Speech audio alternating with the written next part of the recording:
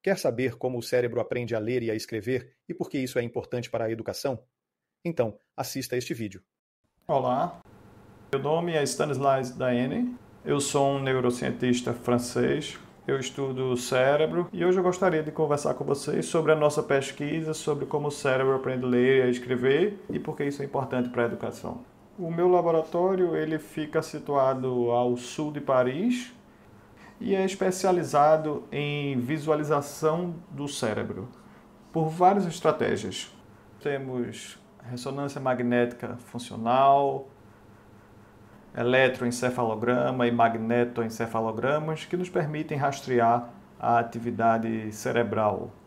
Você pode não estar ciente, mas hoje em dia essas tecnologias estão disponíveis para estudar a educação e como o cérebro da criança aprende.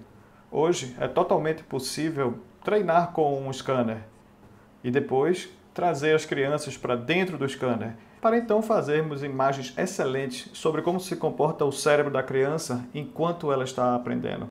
E as crianças ficam muito alegres de vir para o laboratório e participar dessa pesquisa. A gente brinca com eles dizendo que eles são astronautas e estão dentro de uma nave espacial, ficando paradinhos, o que é muito importante para a gente.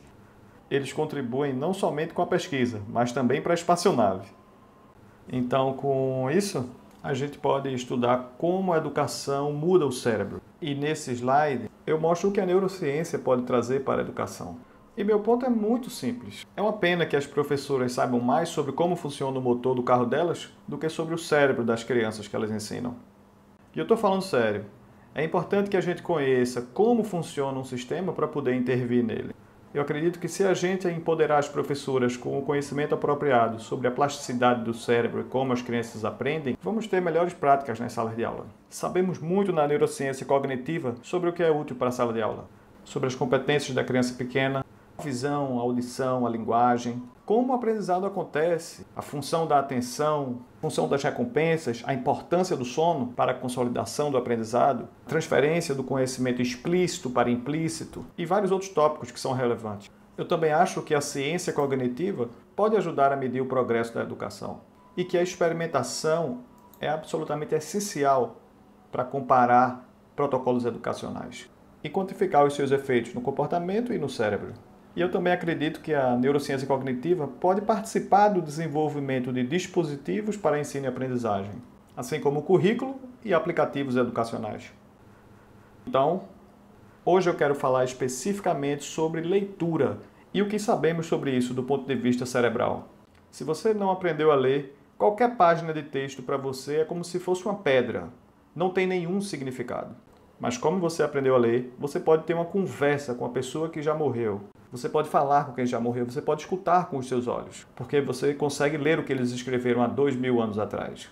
Você consegue comunicar pensamentos do olho para a sua mente. A grande invenção do mundo, segundo Abraham Lincoln. E como isso funciona? Bem, essa é uma imagem cerebral do seu hemisfério esquerdo, que é muito importante na linguagem e na leitura. E para te orientar, essa é a parte de trás do cérebro. Essa é a parte da frente do cérebro. Eu inflei um pouquinho para vocês verem melhor na imagem. E agora eu quero mostrar para vocês como ocorre a ativação do cérebro quando você lê uma palavra. Eu sincronizei com o tempo, então vamos começar. Vamos lá. E aqui você tem a palavra vindo do fundo do cérebro e indo para a frente do cérebro. Vai fazer alguns loops ao longo do tempo e você pode ver que a informação entra pelo polo occipital, que é a parte visual do cérebro. Ela se move nas áreas ventrais e depois explode no hemisfério esquerdo. É uma atividade distribuída. A gente não tem tempo para explicar toda essa parte da atividade cerebral, mas eu vou mostrar para vocês um esquema que vai ajudar vocês a se lembrar sobre isso. E é muito simples. A leitura começa como qualquer estímulo visual, nessas áreas genéricas que tratam da visualização, localizadas no polo occipital do cérebro. Mas então, muito rapidamente, elas se movem para uma área que a gente descobriu recentemente e que concentra o reconhecimento da palavra escrita. Eu chamo essa área de caixa de letras cerebral, porque é onde está armazenado o nosso conhecimento sobre as letras. E é dessa caixa que sai uma explosão de atividade em pelo menos duas redes neurais. Uma delas trata sobre o significado das palavras e a outra trata da pronúncia e da articulação da palavra.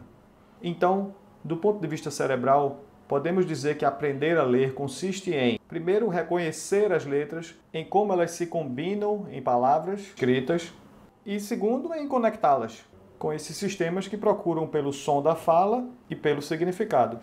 E o que é muito importante é que essas áreas laranjas e verdes aqui já existem para a linguagem falada. Então elas são compartilhadas entre a linguagem escrita e a linguagem falada. E não só isso, elas já existem nas crianças pequenas. Nós escaneamos os cérebros de crianças bem pequenas, que só têm alguns meses, e nessa época a gente já consegue ver a ativação nessas áreas quando elas escutam alguém falando. São as mesmas áreas que nos adultos processam o som da fala.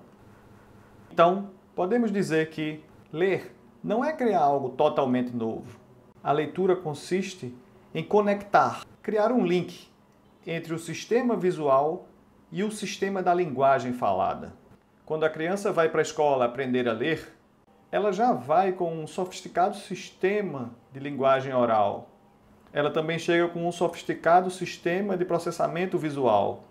Mas ela precisa criar uma interface, um link, essa caixa de letras cerebral, que processa a informação visual das letras e conectá-la apropriadamente. E isso gera mudanças nesses sistemas-alvo. Como isso funciona exatamente? Nós conduzimos uma série de estudos e vários outros laboratórios ao redor do mundo também fizeram vários outros estudos que investigaram o que muda no cérebro da criança ou do adulto depois que a gente aprende a ler.